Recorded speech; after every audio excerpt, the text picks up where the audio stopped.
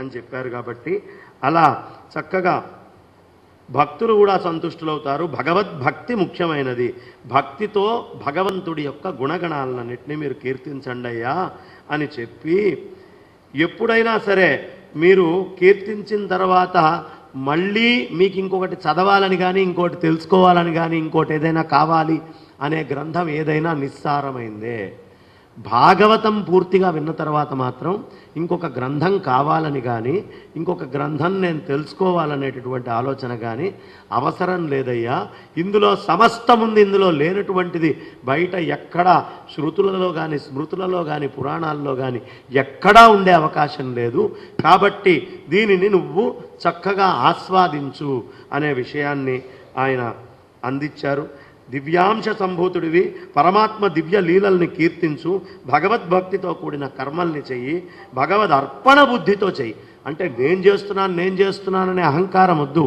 కాయేన వాచా మనస్ ఇంద్రియైర్వా బుద్ధి ఆత్మనావా ప్రకృతే స్వభావాత్ కరోమి యద్యత్ సకలం పరస్మై నారాయణ ఇది సమర్పయామి అని చక్కగా సమర్పించాలయ్యా. భగవద్భక్తి లేని జప తప మంత్ర తంత్ర ధ్యాన అధ్యయనాది సాధనాలేవి కూడా నీ జన్మకి సాఫల్యతని అందించలేవు. వాటి వల్ల నీకు ఏ విధమైనటువంటి సాఫల్యత ఉండదు. ఆ భగవంతుడి యొక్క దివ్య లీలా విలాసాలని కీర్తిస్తూ ఈ రచనని గనక పఠిస్తే లేదా శ్రవణం చేసినటువంటి మానవులు ఎవరైనా ఉంటే వాళ్ళు మోక్షం పొందుతారు. శాసనంగా చెప్పేస్తున్నారు. భగవత్కథా శ్రవణము భక్తియుత సత్కర్మ వలన ఎట్టి సద్గతి కలగదో తన చరిత్రయే నిరూపించగలదు అని నారదుడు వ్యాసుడికి తెలియపరుస్తూ ఉన్నాడు. సూతుడు చెప్పాడు వ్యాసుడికి చెప్పినటువంటి విషయాలు. నేను నా పూర్వజన్మ వృత్తాంతాన్ని చెప్తానయ్యా. భగవత్ గుణ కీర్తనలు, ఆ భగవత్ గుణ కీర్తనల్ని శ్రవణం చేసేటటువంటి వాళ్ళకి దుర్లభమైంది ఏదీ లేదు, దానికి నా జీవితమే గుర్తు అని ఓ మాట చెప్పాడు. ఇప్పుడు చూడండి, నారదుడి యొక్క పూర్వజన్మ వృత్తాంతాన్ని కొంచెం శ్రద్ధగా, నారదుడి వృత్తాంతం చాలా ప్రధానమండి. కలియుగంలో మనం తరించాలి అంటే మనకి కనిపించేటటువంటి రూపంలో కాదు, నారదుల వారు ఖచ్చితంగా నిజమైనటువంటి తపన ఉన్నటువంటి భక్తుడికి ఈ కాలానికి యోగ్యమైనటువంటి రూపంలో కనిపించి ఉపదేశం చేస్తారు. కాబట్టి నారదుల వారి చరిత్రను జాగ్రత్తగా, ఇప్పటిదాకా మీకు భాగవతోత్తములు మీరు ఎవరిని తీసుకున్నా నారదుల వారి యొక్క పూర్తి అయినటువంటి ఆయన కృపా కటాక్షాలే కదా. మనం ధ్రువుడు అన్నామనుకోండి, ఆయన చెప్పినటువంటిదే. లేదు ప్రహ్లాదుడు అన్నామనుకోండి, ఆయన అనుగ్రహించిందే. కానీ ప్రహ్లాదుడు ఎంత గొప్పవాడయ్యా అంటే, మనం భాగవతోత్తముల లిస్టు తీసుకుంటే ప్రహ్లాద నారద పరాశర అంటారు. ముందు ప్రహ్లాదుడు శిష్యుడు ముందొచ్చాడు, 2వ గ్రేడ్లోకి నారదుడు వెళ్ళాడు.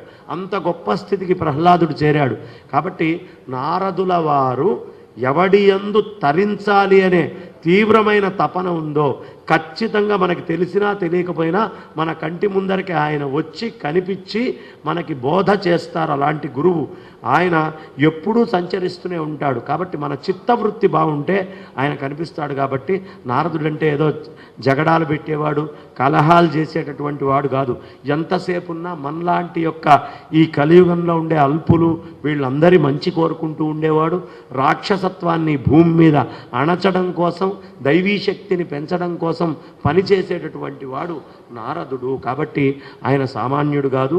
అలాంటి ఆ నారదుడి యొక్క చరిత్రని, పూర్వజన్మ వృత్తాంతాన్ని కొంచెం వినటం వల్ల మనకు అనుగ్రహం, ఆయన అనుగ్రహం మన మీద కలుగుతుంది.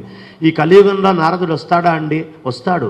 త్యాగబ్రహ్మ గారికి ఆయన ప్రత్యక్షమై స్వరార్ణవం అనేటటువంటి గ్రంథాన్ని ఇచ్చాడు. ఎప్పుడండి? 150 సంవత్సరాల క్రితం.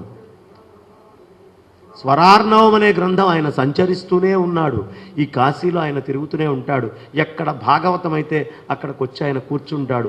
ఆయన కూర్చున్నటువంటిది మనం గుర్తించలేం, కానీ ఆయన కూర్చొని చాలా శ్రద్ధగా ఆ భగవత్ గుణగణ కీర్తనలన్నిటినీ కూడా, నామ కీర్తనలన్నిటినీ కూడా చాలా శ్రద్ధగా వింటాడట. కాబట్టి ఆయన ఇక్కడ ఉన్నాడు అనేటటువంటి భావనతోటే మనం చాలా శ్రద్ధగా భాగవత శ్రవణము అనేటటువంటిది, పఠనము అనేటటువంటిది చెయ్యాలి. అందుకనే చాలా జాగ్రత్తగా ఉండాలి. అలాంటి శ్రీ నారదుల వారి యొక్క పూర్వజన్మ వృత్తాంతము ఆయనే వ్యాసుల వారికి చెప్తూ ఉన్నారు. హరయే నమః. అమ్మా, నేను రోజుకి 7 గంటలు 8 గంటలు ఆగకుండా గొంతు జించుకొని అరుస్తూ ఉంటే కాసేపు ఏదో తీసుకుంటానండి, ఓ నిమిషం హరయే నమః అనండి అంటే కూడా సిగ్గుపడి ఉన్న వాళ్ళల్లో సగం మంది లోపల అనుకొని గట్టిగా హరయే నమః అని భగవన్నామ సంకీర్తనం చెయ్యండి. ఎప్పుడు మొహమాట పడద్దు. హరయే నమః. హర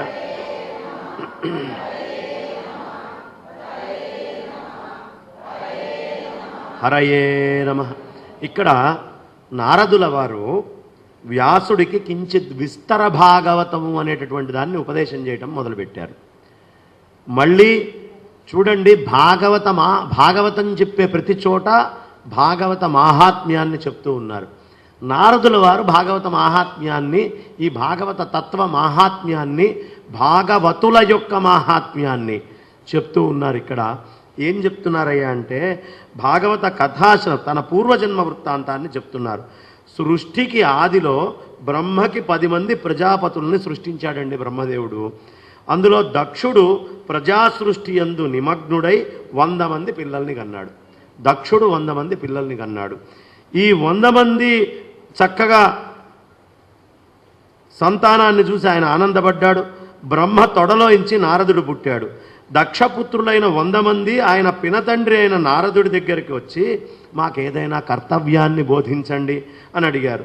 దక్షుడు సంసారమునర్చుచు ప్రజాభివృద్ధి జరుపుడని చెప్తే నారదుడు వైరాగ్యాన్ని చెప్పి, ఎందుకయ్యా ఈ వివాహము, ఈ మురికి కూపము, దీంట్లో పడి కొట్టుకుంటారు, చక్కగా వీటన్నీ వదిలిపెట్టి వైరాగ్యాన్ని తెచ్చుకొని భగవత్ తత్వాన్ని మీరు తెలుసుకునే ప్రయత్నం చేయండి అని ఈ 100 మందిని అడవులకు పంపించాడు. 100 మందిని కన్నవాడికి కడుపులో మండిపోదండి. ముందర కూర్చొని ఉంటే వైరాగ్యం తోటి ఉండండి రా, తపస్సు చేసుకోండి అని పంపించేశాడు. సరే, మొదటిసారి క్షమించాడు తమ్ముడు కదా అని. మళ్ళీ 100 మందిని కన్నాడు.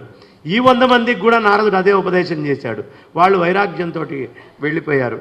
ఈ దక్షుడికి ఎక్కడ లేనటువంటి కోపం, నాకు ఇచ్చినటువంటిదే ఈ సంసారాన్ని అభివృద్ధి చేయమనే, ఈయన వచ్చేమో అది కాకుండా వీళ్ళని పంపిస్తే 100 మందిని నేను కష్టపడి కనడమా, వీళ్ళు వెళ్ళిపోవటం, మళ్ళీ 100 మందిని కంటం వెళ్ళిపోవటం, నేను ఎప్పుడు అభివృద్ధి చేయాలి, దక్షుడిగా నా బాధ్యతను నేను నిర్వర్తించలేకపోతున్నాను అని నారదుడితోటి కొంచెం గ్యాప్ కావాలి, ఈయన అక్కడుండు ఇక్కడుండు అని చెబితే అక్కడికి వెళ్ళినా కూడా పిల్లలకి ఏదో రూపంలో బోధ చేస్తాడు. ఒక దాసి కడుపున జన్మించు అన్నాడు. అంటే టైం గ్యాప్ తీసుకున్నాడు ఈయన. తీసుకొని ఆ దాసీ కడుపున జన్మించు అని శపించాడు. దాసీపుత్రుడై జన్మించన్నాడు. నారదుడు ఆ విధంగా భూలోకంలో ఒక సద్బ్రాహ్మణ ఇంట్లో దాసీపుత్రుడై జన్మించాడు. చిన్న వయసులో ఉన్నప్పుడు ఆ బ్రాహ్మడింటికి కొంతమంది యతులు వచ్చారు. చాతుర్మాస్య దీక్షగా వాళ్ళందరూ అక్కడ ఉన్నారు. బ్రహ్మాండంగా ఆషాఢ శుద్ధ ఏకాదశి నుంచి కార్తీక శుద్ధ ఏకాదశి దాకా, ఇది ఇప్పుడు మనం ఉన్నది కూడా చాతుర్మాస్యాల్లో భాగంగానే ఉన్నాము. ఈ చాతుర్మాస్యాలలో భాగంగా ఇప్పుడు అంటే సాధారణంగా శృంగేరిలో కూడా పక్షోవైమాసాహ అని రెండు ఒక్కొక్క పక్షాన్ని ఒక మాసం కింద తీసుకొని 2 నెలల పాటు జగద్గురువులు వాళ్ళందరూ కూడా చాతుర్మాస్యంలో ఉంటారు. అయితే రేపు ఏకాదశి ఆ పౌర్ణమి వచ్చిన దాకా కూడా జాగ్రత్తగా అలాగే ఉంటుంది. కాబట్టి ఇంకా మనం చాతుర్మాస్య కాలంలోనే ఉన్నాము. అలాంటి ఈ చాతుర్మాస్య కాలంలో ఆ నారదుడు ఎవరింట్లో అయితే చేస్తున్నాడో ఆ ఇంటి యజమానైనటువంటి బ్రాహ్మడు ఈ నారదుడికి వాళ్ళందరికీ సేవలు చేసేటటువంటి పని అప్పగిచ్చారు. సాధారణంగా బ్రాహ్మణులలో చిన్న, బెస్తల్లో పెద్ద అంటారు. బెస్త పని చేసేటప్పుడు సముద్రంలోకి వెళ్ళినప్పుడు ఎవడు పెద్దవాడు ఉంటాడో ఆటుపోట్లకి వాడు చెయ్యాలట, మొత్తం అందరినీ రక్షించే పని. బ్రాహ్మణులలో చిన్నవాడు కనిపిస్తే నాన్న ఇటురా కాస్త సంచి పట్టుకో, ఇగో ఇది తీసుకో అని అప్పచెప్పాలట. బ్రాహ్మణులలో చిన్న, బెస్తలలో పెద్ద అనేటటువంటి ఇది ఉంది. సరే, ఈ పిల్లవాడికి చక్కగా అప్పచెప్పారు. 4 నెలలు ఆ ఇంట్లో వాళ్ళు కృష్ణ గాథల్ని స్తోత్రం చేస్తూ ఉన్నారు. ఆ ఇంట్లో నారదుడి భక్తి శ్రద్ధల్ని గమనించి భగవత్ స్తోత్రాదుల్ని విని వాళ్ళకి భగవన్ నైవేద్యం ఇచ్చి, వాళ్ళు ఏదైతే భగవంతుడికి నైవేద్యం పెట్టారో ఆ ఆహారాన్ని ప్రసాదంగా తీసుకుంటూ అనుగ్రహించారు ఈయనని. సత్సంగ వాక్కులు, శ్రవణము, భగవత్ కైంకర్య ప్రసాద స్వీకరణ, భగవంతుడి యందు భక్తి ప్రపత్తులు ఏర్పడి నిరంతర భగవత్ చింతన కలిగేది ఆయనకి. ఎప్పుడు భగవత్ చింతనే వాళ్ళు చేస్తుండేవాళ్ళు. ఇప్పుడు మీకేం అక్కర్లేదండి, మీరందరూ ఇలా కూర్చున్నారు. మాట ఎంత గొప్పదయ్యా అంటే, శ్రవణం ఎంత గొప్పదయ్యా అంటే, మీరందరూ ఒకసారి కళ్ళు మూసుకోండి. కాఫీ అన్న అందరికీ ఏదో ఒకటి కనిపించింది కదా, ఓ రూపం కనిపించిందా? దాని వాసన, దాని పొగ, దాని రకరకాలైనటువంటి రూపాలు, మీద నురుగు కనిపించిందా? నేను చేసిన పని ఏంటి? మీకు ఏమన్నా కాఫీ తెచ్చి ఇచ్చానా? ఇంకేమన్నా చేశానా? ఆహా కాఫీ అన్న అంతే. వెంటనే ఆ రూపము అవన్నీ శ్రవణము అనేటటువంటి దానికి అంత గొప్ప శక్తి ఉంది. కృష్ణ అని నేను అనగానే మీ లోపలకు ఓ రూపం వస్తోంది. అంటే మనస్సుకి ఎప్పుడూ ఒకటే ఉంటుంది, అది ఆగకుండా తిరుగుతూ ఉంటుంది అని చెప్పాం కదా. ఇప్పుడు కృష్ణ అని నేను వినంగానే ఆ రూపం వచ్చి పడిపోయిందిగా. మనస్సుకు ఒకటే ఉంటే ఆ ఉండేటటువంటి ఆ క్షణం అది ఒకటే ఉంది కదా. నేను కృష్ణ కృష్ణ కృష్ణ కృష్ణ అని జపం చేస్తూ ఉంటే, ఇంతకాలము నేను పుట్టినప్పుడు నా పేరు బంగారయ్య శర్మ అని నేను మా అమ్మ కడుపులో ఉన్నప్పుడు నాకు తెలీదు. నేను పుట్టిన వెంటనే కూడా నాకు ఏమీ తెలీదు. 11వ రోజు వాళ్ళు ఏం చేశారో నాకు తెలీదు. 21వ రోజు బారసాలు ఏమిటో నాకు తెలీదు. మెల్లిగా నన్ను ఒక్కొక్కడు బంగారయ్య బంగారయ్య బంగారయ్య అని పిలుస్తుంటే, ఓహో ఈ పేరు నాదే, నేనే ఈ పేరు అని నేను ఎలా అయితే నాకే సంబంధము లేనటువంటి పేరుతోటి తన్మయత్వం చెంది పిలిచి పిలిచి పిలిచి పిలిచి పిలిచి ఆ పేరు చెప్పంగానే నేను వెనక్కి తిరిగేట్టుగా తయారు చేశారో, అంటే అభ్యాసయోగేన కౌంతేయ. మనం కూడా భగవంతుడి నామాన్ని తీసుకొని కృష్ణ, యాదవేంద్ర, దేవకీనందన, ఎంత అద్భుతమైనటువంటి నామస్మరణ అలా చేస్తూ ఉంటే ఒక్కొక్కటి మనకు కనిపిస్తుందండి. పార్థసారథి అనగానే గుర్రం పట్టుకొని అక్కడ కూర్చున్నట్టు కనిపిస్తాడు ఆయన. గోవర్ధన గిరిధారి అనగానే ఓ గోవర్ధనాన్ని ఎత్తినట్టు కనిపిస్తాడు. ఎంత గొప్ప విషయం అండి. శ్రవణం అనేది శ్రద్ధగా విన్నారనుకోండి. శ్రవణం ఈ మధ్య టేప్ రికార్డులో వెనకాల పైనుంచి ఓం నమో వెంకటేశాయనో ఏదో ఒకటి పెడతాడు వెనకాల. ఈ కూర్చొని వేరేవి చెప్తుంటాడు, అది నడుస్తూనే ఉంటుంది. ఈ వ్యవహారంలో అది వాడు మర్చిపోతూ ఉంటాడు. కానీ మళ్ళీ గుర్తొచ్చినప్పుడు వింటాడు కదా అని పెట్టుకున్నాడు. అంటే ఇంద్రియాలని పెట్టకుండా నామం చేయటం, ఇంద్రియాలని పెడుతూ నామం చేయటం. ఇంద్రియాలని పెడుతూ నామం చేస్తే ఆ రూపం కనిపిస్తుంది. ఇంద్రియాలను అక్కడ పెట్టకుండా వేరే ఏదో పని చేసుకుంటూ కనుక వింటున్నట్టయితే మాత్రం ప్రయోజనం లేదు. కాబట్టి శ్రద్ధ అనేటటువంటిది చాలా ప్రధానం శ్రవణం చేసేటటువంటి వాళ్ళకి.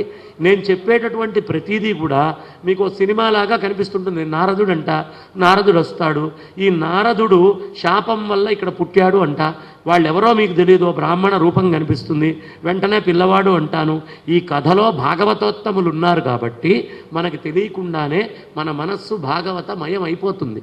అందుకని శ్రద్ధగా వినాలి అని చెబుతూ చక్కగా వాళ్ళందరూ కూడా ఆ రకరకాలైనటువంటి భగవత్కీర్తన శ్రవణం అన్నీ చేస్తుంటే చాలా ఆనందించాడు. వాళ్ళకి రకరకాలైనటువంటి ఇవి చేశాడు. వాళ్ళందరికీ కూడా ఎక్కడ లేనటువంటి ఇష్టం ఏర్పడ్డదట నారదుడి మీద. ఇతని యొక్క సేవా తత్పరత, ఆతురత చూసి ఎక్కడ లేనటువంటి ఇది ఏర్పడి ఆయనకి రకరకాలైనటువంటి మంచి బోధలు చేశారు వచ్చినటువంటి యతీశ్వరులు. వైష్ణవ మాయా ప్రభావం నుంచి తరించాలి అని గనక మీకు ఉంటే ఎప్పుడైనా సరే మీరు చేయాల్సినటువంటి పని ఏమిటి అంటే, భగవానుడే మనకి లక్ష్యము, ఉపాయము అనే విషయం గుర్తుంచుకోవాలి. అన్ని కర్మలు భగవంతుడికి అర్పిస్తున్నట్టుగా, భగవత్ ప్రీతి పాత్రతతోటి మనం చేస్తున్నట్టుగా భావించాలి అని నారదుడికి తెలిసింది. ధర్మయుతమైన కర్మాచరణము పాప మార్గం నుండి తొలగించి భక్తిని కలిగిస్తుంది. అర్ధకామాలు సంసార బంధనాలు. అర్థము కానీ కామము కానీ ఈ రెండు సంసారానికి కారణము. ఎప్పుడైనా గుర్తుంచుకోండి, డబ్బు కోరికే. ఈ డబ్బు ఎంత దుర్మార్గమైందయ్యా అంటే ఎక్కడ లేని అహంకారాన్ని మనకి తీసుకొచ్చి పెడుతుంది. ఎంత అహంకారాన్ని తెచ్చిపెడుతుంది అంటే మీకే చెప్తాను నేను. ఎవడైనా మనకి అడుక్కోవడానికి వచ్చాడు అనుకోండి, మనం కారులో వెళ్తున్నాం, అక్కడ అడుక్కోవడానికి వస్తే వెంటనే పక్కకు ఎక్కడికో దిక్కులు చూస్తూ ఉంటాం. ఎందుకు చూస్తాను తెలుసా? వాడి మొహం, డబ్బు, వాడితోటి అసలు నాకేమిటి సంబంధం, వాడి స్థాయి ఏంటి అనేటటువంటి ఒక చిన్న చూపు వచ్చేస్తుందండి. ఇది ప్రతి వాళ్ళకి అనుభవంలో ఉండేదే చెప్తున్నా. నేను కూడా ఆ పని చేసినటువంటి వాడినే. ఎరిగిన తర్వాత మార్పు, కానీ తెలియకుండా లోపల నుంచి ఇలాంటి ఇంద్రియాలన్నీ మనకి తన్నుకొని వచ్చి మన లోపల నుంచి పనిచేస్తూ ఉంటాయి. అందుకనే విద్యారణ్య స్వామి వారు ఆయన ఒకసారి వేదాంత దేశికులు అని వైష్ణవ ప్రవర్తకుల్లో చాలా గొప్పవాడు. రామానుజుల వారి యొక్క దీన్ని చాలా మటుకు దిద్దినటువంటి వాడు, ఆయన తర్వాత దాన్ని ఉద్ధరించినటువంటి వాడు. అయితే ఈయనకి బాగా స్నేహం విద్యారణ్యుల వారికి. విద్యారణ్య స్వామి వారు నాయన వీళ్ళిద్దరూ కలిసి చదువుకున్నారు. కంచిలో ఇద్దరు, ఈయన అలాగే సుదర్శన భట్టు గారు, అలాగే వేదాంత దేశికులు ముగ్గురు కలిసి ఒక గురువు దగ్గర చదువుకున్నారు. చదువుకున్నప్పుడు నేను ఇట్లా రామానుజాచార్య సిద్ధాంత వ్యాపకత్వం చేస్తానని ఒక ఆయన, శ్రీరంగంలో ఉండే దేవతని నేను చూసుకుంటాను అని ఒక ఆయన చెబితే, నేను సామ్రాజ్య స్థాపన చేస్తాను ధర్మ పరిరక్షణకి అని విద్యారణ్య స్వామి వారు కంచిలో ఈ మాట చెప్పారండి. ఆయన వేదాంత దేశికుల యొక్క సాహిత్యం చాలా గంభీరంగా ఉంటుంది. మీరు ఎప్పుడైనా చూడండి, శంకరాచార్యుల వారి తర్వాత అంత గంభీరమైనటువంటి పదజాలము అనేటటువంటిది వాడేవాళ్లలో ఈయన ఒకరు. అయితే ఈ వేదాంత దేశికాచార్యుల వారిని పాపం ఆయన ఏం చేశాడంటే అభీతి స్తవము అని ఒకటి రాశాడు. ఆ అభీతి స్తవం వల్ల నాకు చాలా ధైర్యం వచ్చిందయ్యా, అభీతి స్తవం వల్ల నాకు ఎక్కడ లేనటువంటి ధైర్యం వచ్చింది అని ఆయన ప్రత్యేకంగా చెప్పుకున్నారు విద్యారణ్య స్వామి వారు. కాబట్టి ఆయనని సన్మానించాలి అని చెప్పి ఒక ఉత్తరం రాశారు. నీవు గనక విజయనగర సామ్రాజ్యానికి వచ్చినట్లయితే మా రాయలతో చెప్పి, హరిహర రాయలు బుక్కరాయలతోటి చెప్పి నీకు కనకాభిషేకం చేయిస్తాను అని పిలిచాడు. పిలిస్తే ఆ మహానుభావుడు ఒకటే మాట అన్నాడండి, క్షోణీకోణ శతాంశుపాలన కళ దుర్వార గర్వాపహ క్షుద్ర క్షుద్ర నరేంద్ర చాటు రచనాధన్య నమన్యామహే. ఏమిటయ్యా రాజుల దగ్గరికి నేను వచ్చేది, నేను రాజు దగ్గరికి రాను. ఈ క్షోణి అనేటటువంటిది అంటే ఇంత పెద్ద భూమండలంలో క్షోణి కోణ, అందులో ఎక్కడో ఒక కోణంలో దాంట్లో ఒక శతాంశుని పాలించేటటువంటి ఈ రాజులు దుర్మత్తులై మదముతో కొట్టుకొని మా అంతటి వాళ్ళు లేరు అని ఆలోచించేటటువంటి వాళ్ళ దగ్గరికి నేను వచ్చి ఒక చాటు పద్యం వాళ్ళ మీద చెప్పి నేను డబ్బు తీసుకోవాలా? చచ్చినా తీసుకోను. ప్రస్తుతం నా కడుపులో ఉన్నటువంటి ఆ అగ్నిహోత్రుడు చాలా చిన్నగా ఉన్నాడు, ఇంత ఉన్నాడు. వాడు సముద్రంలో ఉన్నటువంటి బడబాగ్ని అంత అయినా కూడా వాడి దగ్గర నుంచి గడ్డి పోచ కూడా నేను యాచించను. నా లోపల అగ్నిహోత్రం ఇంతే ఉందండి. ఇంత ఉంటేనే ఎంత గొప్పదో తెలుసా అగ్నిహోత్రము. ఒక అరటిపండు మీరు యజ్ఞం చేసినటువంటి యజ్ఞకుండంలో వేయండి, ఓ రోజు పడుతుంది అది మొత్తము పూర్తిగా పచ్యం కావడానికి. పెదవది ఇంత అగ్నిహోత్రం ఉంటుంది, వేస్తే అయిపోతూనే ఉంటుంది. ఎంత గొప్ప అగ్నిహోత్రం అండి! వైశ్వానర అగ్నిహోత్రము అనన్య సామాన్యమైనటువంటిది. కాబట్టి ఈ అగ్నిహోత్రం ఇంతే ఉందయ్యా. ఈ అగ్నిహోత్రము సముద్రంలో ఉన్నటువంటి బడబాగ్నంతైనా కూడా ఒక చిన్న తృణమపి నేను తృణం కూడా యాచించను. ఎందుకంటే ఈ రాజులు ఎవరైనా ఏదైనా ఇస్తే అది ఎక్కడ దాకా ఉంటుందయ్యా అంటే కేవలం ఈ శరీరం ఉన్నంత దాకా ఉంటుంది. ఈ శరీర పతనావధి సమయే, శరీరం పడిపోయిన తర్వాత ఇది వాడిచ్చిన డబ్బు నాకు దేనికి ఉపయోగపడదయ్యా. దేనికి ఉపయోగపడినటువంటి ఆ ధనం తీసుకొని నేనేం చేస్తాను? నాకు కావాల్సింది ధనంజయ వివర్ధనం, ఉరూఢ గోవర్ధనం. ఆ ధనంజయుడనేటటువంటి వాణ్ణి ఉద్ధరించినటువంటి ధనముందే కృష్ణ పరమాత్మ అనేటటువంటి ఆ ధనం, గోవర్ధనం అనేటటువంటి దాన్ని ఉరూఢం ఎత్తినటువంటి వాడున్నాడే, అలాంటి ధనాలను ఆశ్రయిస్తానయ్యా. నేను ఆశ్రయించినటువంటి వాడు ఎంత గొప్పవాడో తెలుసా? ముష్టి ముచే కుచేలమునయే. ఒక చిన్న గుప్పెడు నీళ్లు, గుప్పెడు అటుకులు కుచేలుడి దగ్గర నుంచి తీసుకొని అనంతమైనటువంటి సంపదనిచ్చినటువంటి ఆ స్వామి నా దగ్గర ఉండగా ఈ క్షోణీకోణంలో ఎక్కడో వందో వంతు పాలించి ఆ మూల ఉండేటటువంటి రాజుల్ని నమన్యామహే నేను వచ్చి అడగనయ్యా అని చెప్పాడు. కాబట్టి వాళ్ళు ఎంత ప్రాక్టికల్ అయినటువంటి ఆ తపస్సులో వాళ్ళు ఎంత వైరాగ్య భావనతో జీవనం గడిపారో చూడండి. అంతటి పాండిత్యాలుండి కూడా చాణక్యుడు గొప్ప మంత్రి, పూరి గుడిసెలో ఉండేవాడు. విద్యారణ్యుల వారు విజయనగర సామ్రాజ్యాన్ని స్థాపించిన వారు పూరి గుడిసెలో ఉండేవారు. ఓ మూల ఎక్కడో ప్రశాంతంగా జీవించేటటువంటి వాళ్ళు. కాబట్టి అంత సంపదని తీసుకోగలిగే శక్తి ఉండి కూడా వాళ్ళు వైరాగ్యంతో ఉన్నారయ్యా. అంత సంపదని భువనేశ్వరి దగ్గర నుంచి కురిపించిన వాడు, అంత సంపదని కంటితో చూసిన వాడు వైరాగ్యంతో ఏమీ అంటకుండా ఉన్నాడయ్యా. వాళ్ళని చూసి మనం నేర్చుకోవాలి. ఈ ధనము అనేటటువంటిది ఎప్పుడైనా అది గోవర్ధనమునిచ్చినటువంటి ధనము అది కావాలి, కానీ ఏది పడితే అది మనకి ధనం కాకూడదు అని 13 ధన శబ్దాలు వాడాడు ఆయన. కాబట్టి ఇక్కడ మనం గుర్తుంచుకోవాల్సింది ఎప్పుడూ మర్చిపోకుండా ఆ జ్ఞానం తప్ప వేరేది ఏది కూడా మనకి భగవద్దర్శనం చేయించదు, జ్ఞానమే భగవద్దర్శనం చేయిస్తుంది అని యతీశ్వరులు నారదుడికి జ్ఞాన మార్గం ఉపదేశించి ధ్యాన మార్గాన్ని కూడా ఉపదేశించారు. నారదుడు తల్లి చాటున ఏదో భక్తి మార్గంలో 5 ఏళ్ళు బాలుడుగా ఉన్నాడు. ఆవు పాలు పితుకుతూ ఆ జన్మలో ఏ తల్లి అయితే ఈయనకి జన్మనిచ్చిందో ఆ తల్లి పాము కాటుకి మరణించింది. ఈయన అనుకున్నాడు, ఓహో నాకున్నటువంటి ఈ యొక్క బంధము కూడా అయిపోయింది, ఇక ఈ బంధముతోటి కూడా నాకు సంబంధం లేదు అని ఆయన అమ్మను వదిలిపెట్టి ఇక అక్కడంతా పని పూర్తి చేసేసుకొని అరణ్యాలకి వెళ్ళిపోయాడు. ఆ అరణ్యాలకి వెళ్ళిపోతూ ఒక్కసారి కూర్చున్నాడు, ఆనంద తన్మయుడై ఉన్నాడు. ఆయనకి అనుకోకుండా ఒక దివ్యమైనటువంటి దర్శనం అయింది మనస్సు లోపల. దర్శనమైనటువంటి ఆ దర్శనాన్ని మళ్ళీ మళ్ళీ చేసుకోవాలనే కోరిక వచ్చింది. రకరకాలైనటువంటి ప్రయత్నం చేశాడు, మళ్ళీ ఆయనకి దర్శనం కాలేదు. చాలా బాధపడ్డాడు. అప్పుడు ఒక ఆకాశవాణి ఆయనకి వినిపించింది, నాయనా ఈ జన్మకి నీకు ఊరికినే దాని రుచి చూపించడానికి మాత్రమే నేను దర్శనం ఇచ్చానయ్యా, కానీ నువ్వు ఈ కల్పాంతం అయిపోయిన తర్వాత పరమాత్మలో లీనమై కల్పాదిలో మళ్ళీ మరీచాద్యులకి బ్రహ్మమానస పుత్రుడుగా జనించి సర్వత్రా మహత్తత్వ దర్శనంతో మహతి అనే వీణపై భగవత్ సంకీర్తన చేస్తూ ముల్లోకాలలో సంచరిస్తూ లోకాలకి కళ్యాణకారకమై ఎప్పుడంటే అప్పుడు నన్ను చూడగలుగుతావయ్యా అని నారదుడి భక్తి చరిత్రని సూతుడు శౌనకాదులకి చెప్పాడు. వెంటనే భాగవత రచన చేస్తే పరమానందంతో కూడిన శాంతి నందగలవు అని వ్యాసుల వారికి బోధ చేశారు. వ్యాస మహర్షి ఆయన శమ్యాప్రాసము అంటారండి, ఆయన ఆశ్రమము ప్రాసము అనేటటువంటి ధ్యానంలో పరమాత్మని దర్శించి పరమాత్మ ఆధీనంలో ఉన్న మాయని కూడా దర్శించాడు. మాయని కూడా దర్శించాలండి. ఇది మాయా అని దర్శిస్తేనేగా మనకు తెలిసేది.